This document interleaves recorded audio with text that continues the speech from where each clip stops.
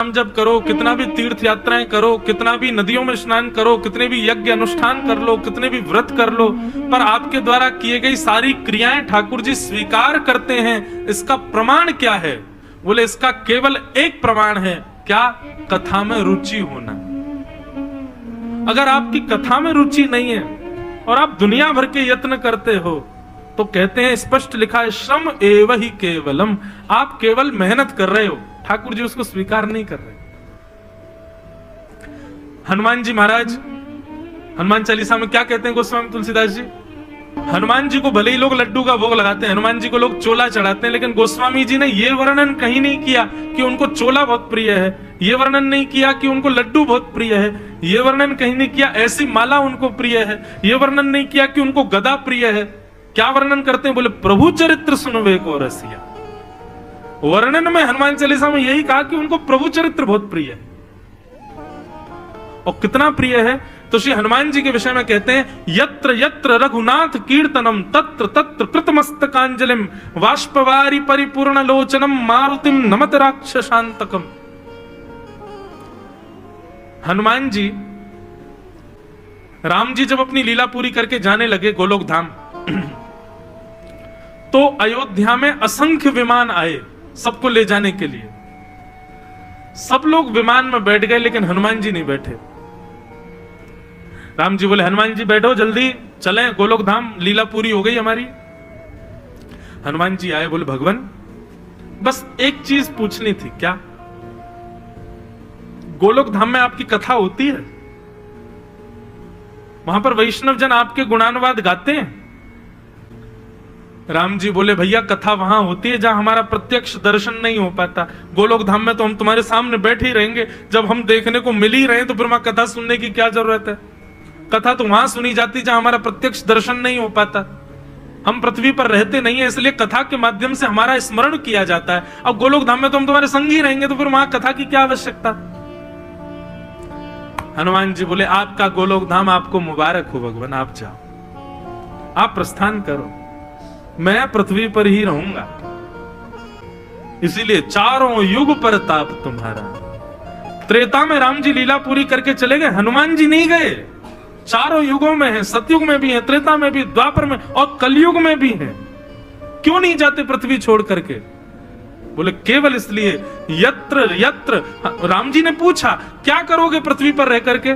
हम तो सब चले जाएंगे, तुम अकेले यहां क्या करोगे? मन भी नहीं लगेगा। तब हनुमान जी कहते हैं, बस एक कृपा कर दो, यत्र यत्र रघुनाथ कीर्तनम तत्र तत्र कृतमस्तकांजलिम वाष्पवारी परिपूर्ण लोचनम मारुतिम नमत राक्षसांतकम।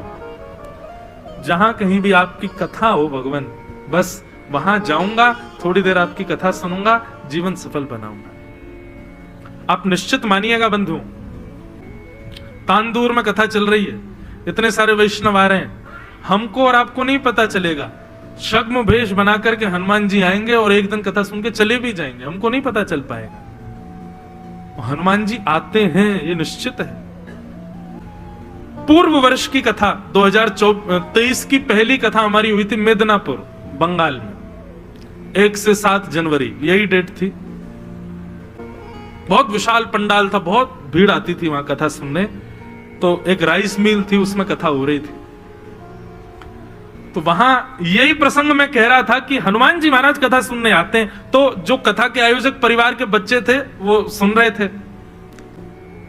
तो एक दिन एक बालक उठ करके जल पीने के लिए, पीछे ही घर था तो वहां गया, तो निकल करके गया तो उसने क्या देखा, पंडाल के ठीक बाहर एक बाबा जी, उनकी कमर ऐसे झुकी हुई है और वो नीचे बैठे हैं और पीली शॉल उन्होंने ओढ़ रखी है और व्यासपीठ की तरफ कमर करके बैठे हैं, पल्लंग की तरफ मुख है और नीचे झुका करके और बैठ के कथा सुन रहे हैं। और वो अभी अभी ये प्रसंग सुन के गया था कि हनुमान जी रूप बदल करके आते हैं, तो उसके मन में यही भाव आया कि कहीं हनुमान जी तो नहीं है।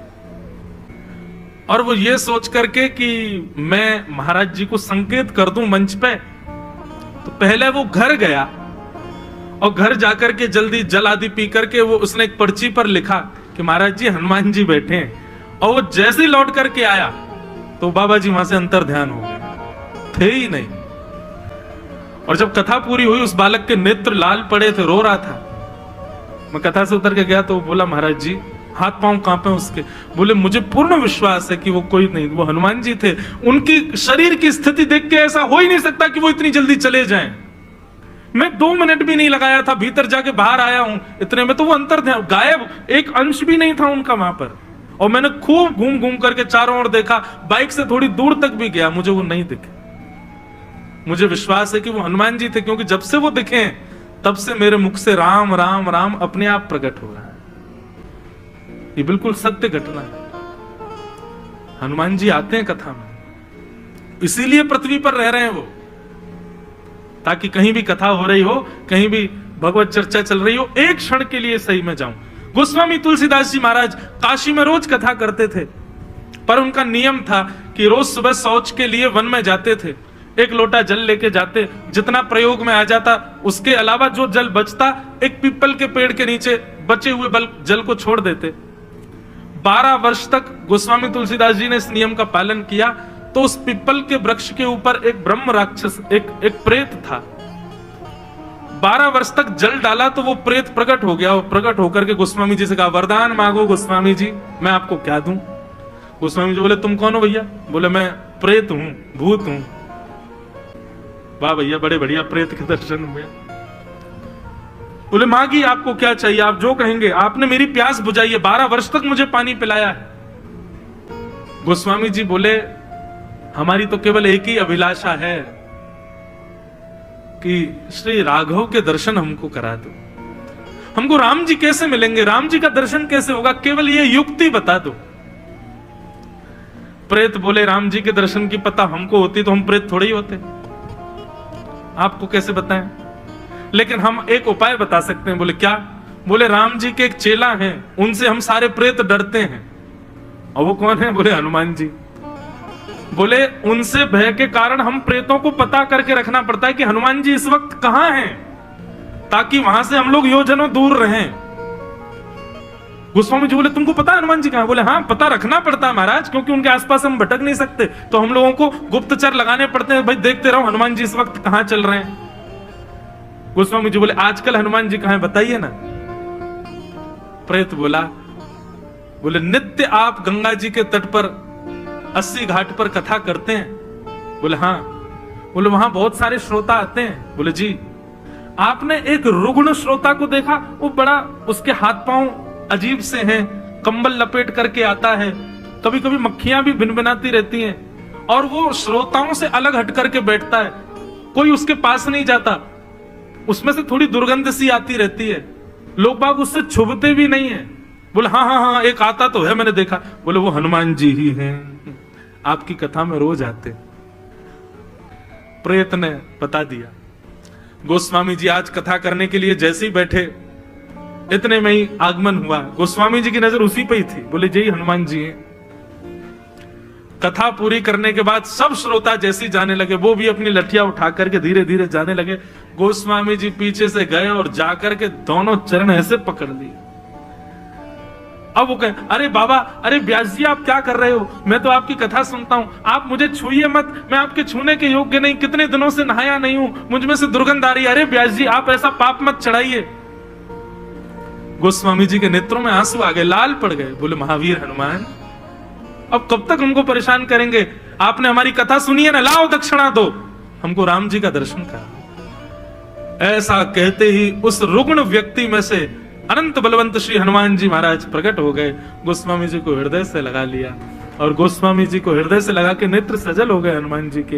हनुमान जी बोले, हे गोस्वामी जी, आपने दक्षिणा मांगी है ना, देते हम दक्षिणा। चित्रकूट चले जाइए, वहां गंगा तट पर बैठ करके प्रतीक्षा कीजिएगा, राम जी आपसे मिलने आएंगे। राम जी आए और अपने हाथों से तिलक करके गए श्री गोस्वामी जी का।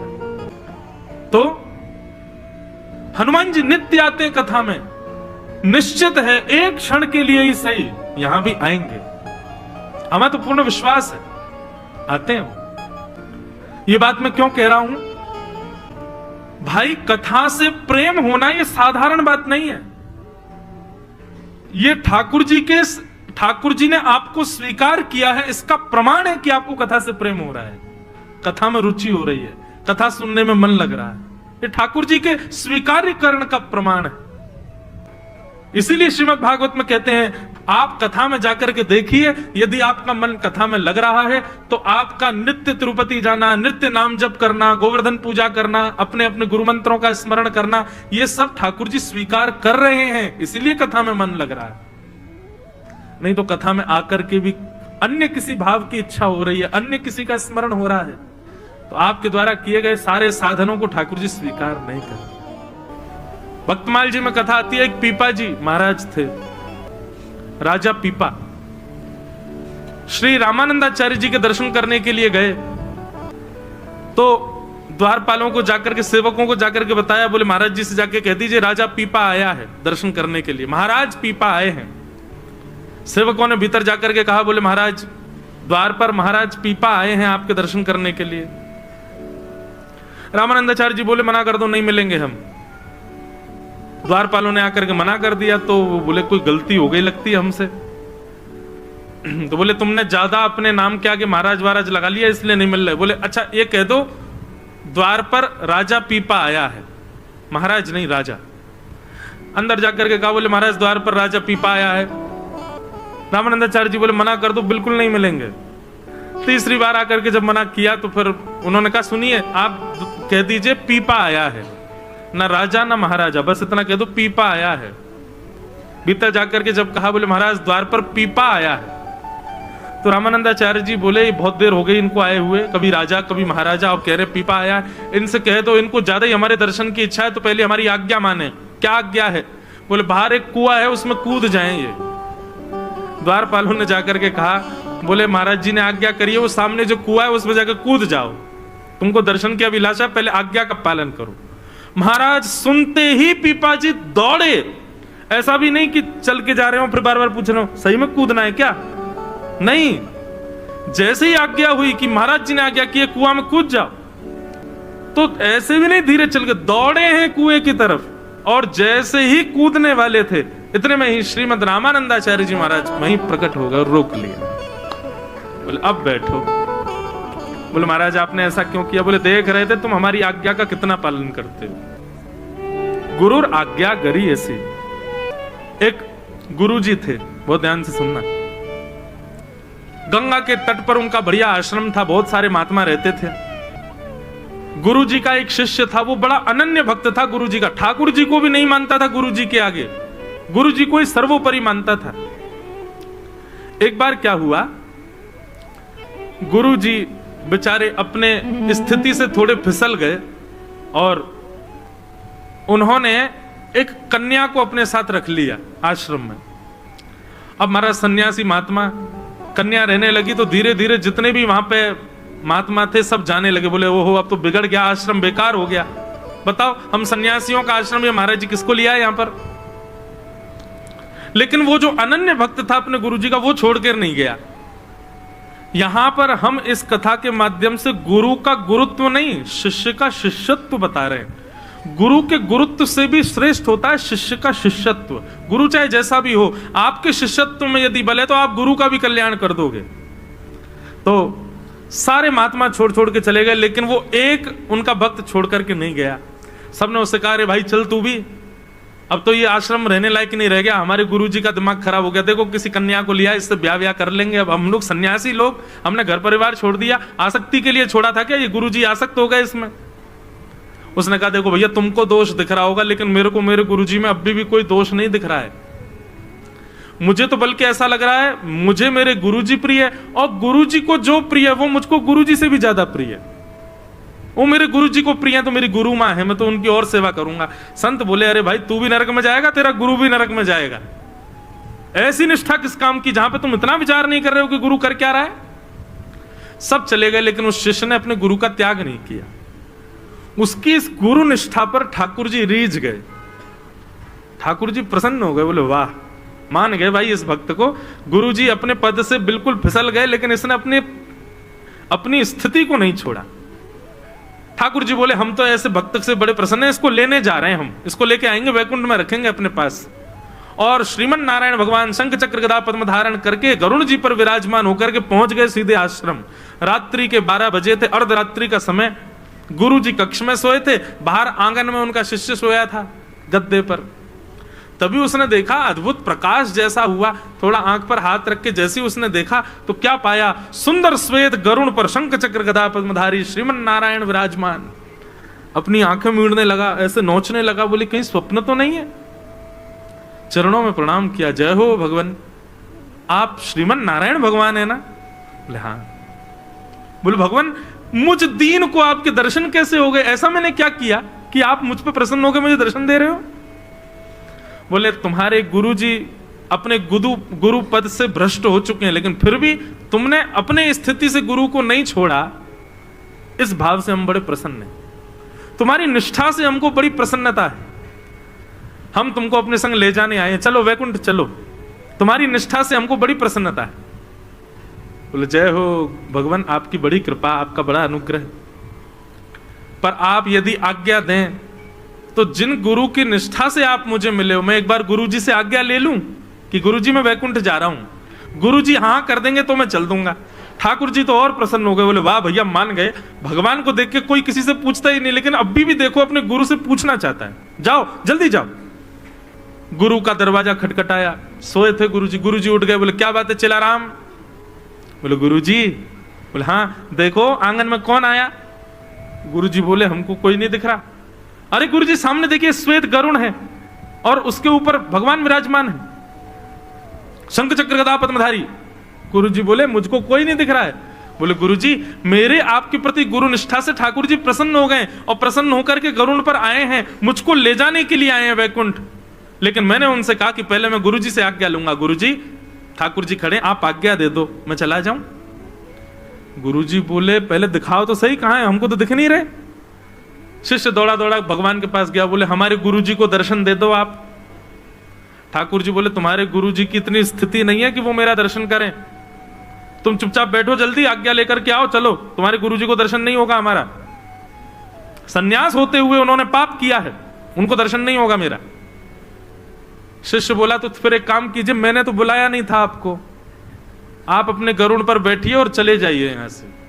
अरे बस गुरुजी को दर्शन देने की बात है। जिन गुरु के प्रति निष्ठा ने आपको मेरे सामने प्रकट कर दिया, उन्हीं गुरुजी को दर्शन नहीं दे रहे हो आप। चले जाओ यहां से, मुझे नहीं जाना आपके साथ वैकुंठ, मैंने नहीं बुलाया आपको। भगवान तो और प्रसन्न हो गए, बोले वाह भैया इसकी निष्ठा पर मैं क्या करूं, वारी वारी जाऊं भैया, ये वैकुंठ तक को त्यागने को तैयार है लेकिन अपनी गुरु निष्ठा नहीं छोड़ रहा। तो ठाकुर जी प्रकट हो गए, गुरु जी को दर्शन दिया। गुरु जी ने दूर से प्रणाम किया, दंडवत करने लगे, प्रणाम करने लगे। गुरु जी दर्शन हो गए, गुरु जी की आंखों में आंसू आ गए। बोले चेला राम हृदय से लग जाओ। हृदय से लग गए। बोले अब गुरु जी मुझे आज्ञा दो, मैं जाऊं ठाकुर जी के साथ। गुरु जी बोले बेटा हमको भी ले चलो। अरे गुरुजी ये तो आपने बड़े मन की बात कह दी, वैकुंठ में भी आपकी सेवा मिलेगी, रुको मैं भी ठाकुर जी से बोल के आता हूं। ठाकुर जी हमारे गुरुजी को भी ले चलो संग में वैकुंठ। भगवान बोले हमने दर्शन दे दिया, ये भी बहुत बड़ी बात है। तुम्हारे गुरुजी को वैकुंठ क्या नरक में स्थान नहीं मिलेगा? इतना गलत काम किया उन्होंने। और सुनो तो तुम बार बार नाटक नहीं करो, चलो बैठो गरुड़ पर और चलो हमारे साथ वैकुंठ। शिष्य बोला मेरे गुरुजी नहीं जाएंगे तो मैं भी नहीं जाऊंगा, चले जाओ आप। या तो मेरे गुरुजी को संग लेके चलो, नहीं तो आप भी चले जाओ, मुझे नहीं जाना वैकुंठ। गरुड़ जी बोले भगवान आप इतना क्यों इसके पीछे पड़ रहे हो, मैंने ऐसा भक्त तो कहीं नहीं देखा। अरे रहने दो इसको अपने गुरुजी के पास ही, छोड़ चलो। ठाकुर जी नहीं नहीं गरुड़ देख नहीं रहे हो तुम, उसकी निष्ठा देखो। ठाकुर जी बोले अच्छा जल्दी करो, गुरुजी को भी ले आओ, बैठाओ उनको गरुड़ पर, ले चलते हैं उनको भी वैकुंठ। दौड़ करके गया, गुरुजी चलो चलो जल्दी चलो। ठाकुर जी राजी हो गए, गरुड़ जी पर विराज जाओ। गुरु चेला दोनों जाने लगे, इतने में ही वो माता जी और निकल आई भीतर से। उनको देख करके गुरु जी बोले चेला राम इनको भी ले चलें, ये बेचारी अकेली कहां रहेंगी। शिष्य गया गुरु जी भगवान के पास। भगवान बोले क्या है? बोले थोड़ा आगे खिसक जाओ। बोले मैं भी चलूंगा, मेरे गुरु जी भी चलेंगे, वो गुरु माँ भी चलेंगी मेरी। ठाकुर जी बोले उसको तो मैं बिल्कुल नहीं लेके जाऊंगा, उसकी वही जिद, तो फिर आप चले जाओ, क्योंकि वो नहीं जाएगी तो गुरु जी नहीं जाएंगे, गुरु जी नहीं जाएंगे तो मैं भी नहीं जाऊंगा। अंत तो गत्वा गरुड़ पर गुरुजी का चेला और वो गुरु मां तीनों गए वैकुंठ, और वैकुंठ पहुंच गए केवल एक शिष्य के शिष्यत्व की वजह से।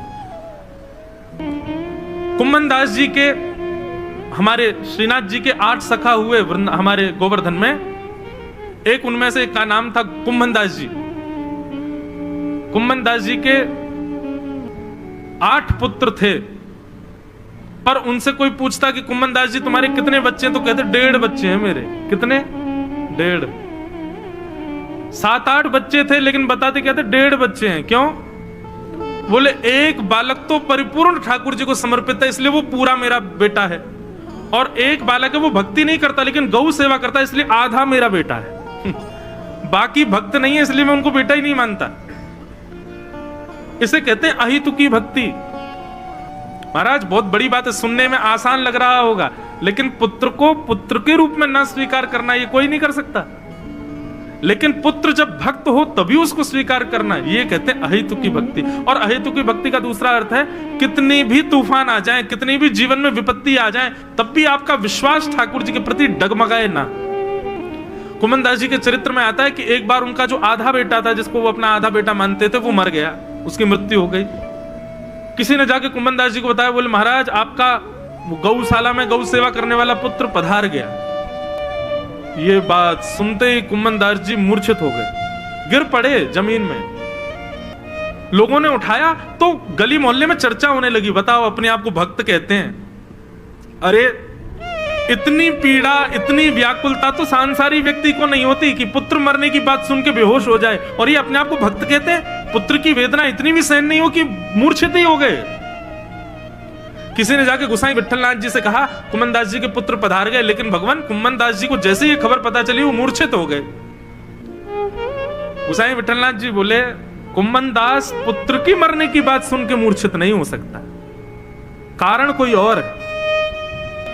और गोसाई विट्ठलनाथ जी आए, मूर्छित पड़े थे कुम्मन दास जी, सोई उनके कान के पास जाकर के बोले हमको पता है तुम इसलिए मूर्छित हुए हो कि पुत्र मरने पर अब सूतक लग गए, 13 दिन तक भगवान का दर्शन नहीं कर पाओगे मंदिर में, लेकिन चिंता नहीं करो, हमें खिड़की से तुमको दिखा दिया करेंगे ठाकुर जी। सुनते ही कुम्मन दास जी ठीक हो गए, उठ के खड़े हो गए, प्रणाम करने लगे, जय हो भगवान। इसे कहते हैं अहेतुकी भक्ति। कितनी भी आपत्ति आ जाए, कितनी भी विपत्ति आ जाए, कितनी भी विडंबनाएं जीवन में क्यों ना आ जाए, लेकिन आपकी भक्ति डगमगाए ना। एक प्रकार से मुझे ऐसा लगता है कि जीवन में प्रतिकूलताएं जब आती है ना, तब ठाकुर जी दोनों आंख खोल के आपको ही देखते हैं कि अब देखता हूं ये क्या करेगा। यदि उस समय आप उनको भूल गए, उस समय आप किसी भी प्रकार से उनसे विचलित हो गए, ठाकुर जी फेल कर देते हैं। फिर आपको बोले बस स्वार्थ भक्त है ये मेरा, विपत्ति आती भूल गया, विपत्ति आती देवता ही बदल दिए। नहीं, चाहे जीवन में जो हो जाए बंधुओं, आपकी स्थिति कभी डगमगाए ना, उसको कहते हैं अहेतुकी भक्ति। और यही हमारा परम धर्म है, और यही परम धर्म भागवत से प्राप्त होता है। अब आपको हम एक सामान्य सी बात बता रहे हैं, हम वक्ता हैं, मैं कोई अपनी पर्सनल बात ज्यादा कहता नहीं, लेकिन कह रहा हूं एक समझ में आए बात। इसलिए हमारे घर में जैसे संसार के लोग प्रायोरिटी देते हैं ना अपने परिवार के लोगों को, अपने ही जनों को, हम कथा में होने की वजह से व्यस्त हैं, इसलिए नहीं, क्योंकि कथा कहते कहते जीवन ऐसा हो गया, अब प्रायोरिटी किसी को नहीं देते। हमारी खुद की सगी बहन के ब्याह में हम 2 दिन पहले मुंबई से कथा करके पहुंचे, 2 दिन पहले। आज भी ऐसी स्थिति है कि अब सगी बहन के ब्याह में 2 दिन पहले आ रहे हैं, तो सोचो बुआ फूफा इन सब के यहाँ ब्याह में तो कहाँ ही पहुंच पाते होंगे। जहां संसार के लोग केवल व्यवहार निभाने में ही रहते हैं, ठाकुर जी की भक्ति, ठाकुर जी की कथा जीवन में आती है तो व्यवहार निभाने की इच्छा नहीं होती। हमारे वृंदावन में एक भोरी सखी हुई, वो भोरी सखी कहती हैं कि भक्ति जब जीवन में आती है तब क्या होता है, अलग अलग जीवन हो जाता है। एक वैष्णव जीवन प्रारंभ होने के बाद आप थोड़े अलग हो जाओगे संसार से। सीमित रहना, सिमट करके रहने की स्थिति हो जाएगी। इसे कहते हैं परम धर्म, और यह भागवत सिखाती है।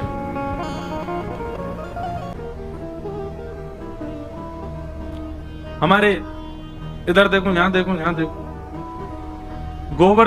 गोवर्धन में विराजमान थे पंडित श्री गया प्रसाद जी महाराज, नाम सुना? पंडित जी महाराज की वाणी में एक बात बड़ी बढ़िया लगती थी। पंडित जी से किसी ने निवेदन किया कि पंडित जी ठाकुर जी बहुत पीड़ा दे रहे हैं, ठाकुर जी बहुत परीक्षा ले रहे हैं, ठाकुर जी जीवन में बहुत संकट दे रहे हैं, आप कछु आज्ञा करो, कहा करूं, जो काम करूं सब बिगड़ जाए, घर परिवार में कछु बन नहीं रहे हो, पत्नी मान नहीं रही है, बच्चा सुने ना है, हे पंडित जी महाराज कछु आज्ञा करो। पंडित श्री ज्ञा प्रसाद जी महाराज आज्ञा देते हुए कितनी अच्छी बात कहते, बोले अरे भैया ब्रजभाषा में ही बोलते, बोले जी कन्हैया है ना, जाको खेलवे को बड़ो मन करे, सोचे हमारे संग खेल खेलो करे, कभी पत्नी को उठाए दे, कभी बालकन को उठाए दे, कभी काम बिगाड़ दे, जाके हम सबरे खिलौना है, जो हमारे संग खेल है। लेकिन भैया यह बात से दुखी मत हो कि ठाकुर जी खेल काहे को रहे, बल्कि ठाकुर जी से प्रार्थना करो जितनो मन चाहो ठाकुर जी उतनो खेलो, पर खिलौना बदलना नहीं चाहिए, मैं ही रहूं आपको खिलौना, खूब खेलो, जैसो जीवन देनो है मुंह को दे दो, लेकिन नाथ मेरो त्याग मत करो, मेरे अवगुणों को ठाकुर जी आप देखना नहीं। तो मानो ये पंक्ति गानी प्रारंभ करी तो पहले पूज्य गुरुदेव भगवान आए, फिर पूज्य श्री रसिया बाबा महाराज आए, भगवती प्रसाद गंधर्व जी आ गए, तो मानो ठाकुर जी ने 3 महापुरुष भेज के प्रमाणित कर दियो, ना धर रो अवगुण तेरे चित्त में, तू चिंता मत करे। ये 3 वैष्णवन को भेज करके ठाकुर जी मानो ये कह रहे हैं कि भैया प्रत्यक्ष प्रकट है कि ठाकुर जी ना कहेंगे कि तेरे अवगुण में ना देख रहो, ना विचार कर रहो, तो यही भाव से मानो ठाकुर जी प्रमाणित कर रहे हो, कोई बात ना भैया, क्षमा किए तेरे अवगुणन पे मेरी दृष्टि ना है, तू आनंद कर। तो ऐसी भावना है। रसिक जनों के पद बड़े अद्भुत हैं। हमारे अष्टछाप के कवि गोस्वामी तुलसीदास जी की विनय पत्रिका, बोले नाथ आपने मुझे बहुत बड़ा अनुग्रह किया। भगवान पूछ रहे हैं मैंने कहा अनुग्रह किया तुम पे, तो गोस्वामी जी कह रहे हैं बोले आपने सबसे बड़ा अनुग्रह तो यही किया कि आपने मुझे मानव बनाया। श्रीमद् भागवत में भी भगवान कहते हैं हृदय माध्यम सुलभम सुदुर्लभम प्लवम सुकल्पम गुरुकर्ण धारम मयानुकूलेन नभस्वतेरितम पुमान भवाब्धिम न तरेत्स आत्मा। मैंने मानव के ऊपर सबसे बड़ी कृपा यही की कि मैंने उसको मानव बनाया। अरे नित्य इसी बात का धन्यवाद कहो ठाकुर जी कि हमको आपने कोई जीव जंतु तो नहीं बनाया, मानव बनाया। गोस्वामी जी का वो पद बहुत सुंदर है, उसमें गोस्वामी जी कहते हैं आपने बहुत बड़ी कृपा की कि अत्यंत दुर्लभ मानव शरीर मुझको प्रदान किया। पर ठाकुर जी हम एक अनुग्रह और आपसे चाहते हैं, एक अनुग्रह और कर दो। भगवान कह रहे हैं अब क्या चाहिए? तब गोस्वामी जी कहते हैं कि संसार रूपी विषय सरोवर में मेरी मन रूपी मछली घूम रही है। बहुत ध्यान से सुनना, संसार रूपी विषय सरोवर में मेरी मन रूपी मछली डोल रही है। कभी या मन रूपी मछली को मन पानी पूरी पे अटक जाए, कभी डोसान पे अटक जाए, कभी लस्सी पे अटक जाए, कभी ब्रजवासी पेड़ा पे अटक जाए, कभी कहीं अटक जाए, कभी पल्ली गरी वारी पे अटक जाए, कभी छतवारी पे अटक जाए, कभी कहीं अटक जाए। हे ठाकुर जी हमारी मन रूपी मछली संसार रूपी विषय सरोवर में घूम रही है। भगवान बोले तो हम क्या करें? बोले जिस प्रकार मछली पकड़ने वाला एक बांस में धागा डाल करके सरोवर के तट पर आकर के बैठता है और उस धागे में एक एक कुछ सामग्री लगा करके उसको नदी में फेंक देता है, सरोवर में फेंक देता है और फेंक करके मछली पकड़ने की प्रतीक्षा करता है, बैठ करके खड़ा रहता है वहीं पर ही। भगवान बोले तो बोले नाथ ऐसे ही आप अपनी कृपा रूपी वंशी लेकर के और अनुग्रह रूपी वो धागे में कछु कृपा बांध करके या विषय रूपी सरोवर में छोड़ दो। भगवान बोले तुम क्या करोगे? बोले आप खड़े खड़े इंतजार करो, विषय में घूमते घूमते घूमते घूमते जा दिन मेरो मन रूपी मछली आपके वह कृपा रूपी सामग्री से आकर के टकरा जाए, जैसे ही वह कांटे में फंस जाए सोई रस्सी खींच करके मुंह को बाहर निकालनी हो। अब सुनने में तो आप लोगों को बड़ा सामान्य लगा, लेकिन ये भगवान को आज्ञा क्या दी जा रही है? आप आकर के सरोवर पर इस विषय रूपी नदी में कृपा रूपी डोर से अनुग्रह रूपी रस्सी डाल करके बैठे रहो, प्रतीक्षा करो। मैं यत्न नहीं करूंगा आपके पास आने का, आप बस कृपा रूपी रस्सी डाल के बैठे रहो। काऊ दिना गलती से मैं टकरा जाऊं सो मुंह को बाहर निकाल लियो। भगवान बोले गोस्वामी जी बड़े चतुर हो आप, ऐसी चतुराई भक्तन में अच्छी है। सांसारिक चतुराई ठाकुर जी को प्रिय नहीं, लेकिन भक्ति में चतुराई हो तो ठाकुर जी को बहुत बढ़िया लगे। तो हम किस विषय पर चर्चा कर रहे थे? अर्जुन। भगवान ने अर्जुन को ही क्यों स्वीकार किया? महाभारत में इतने पात्र हैं, केवल अर्जुन ही क्यों प्रिय ठाकुर जी को? क्योंकि अर्जुन ने पूर्ण समर्पण किया है। करिष्ये वचनम तव, आप जो कहोगे वो मेरे लिए अध्यादेश है, उसके आगे किंतु परंतु नहीं कहूंगा मैं। इसलिए भगवान ने अर्जुन को स्वीकार किया।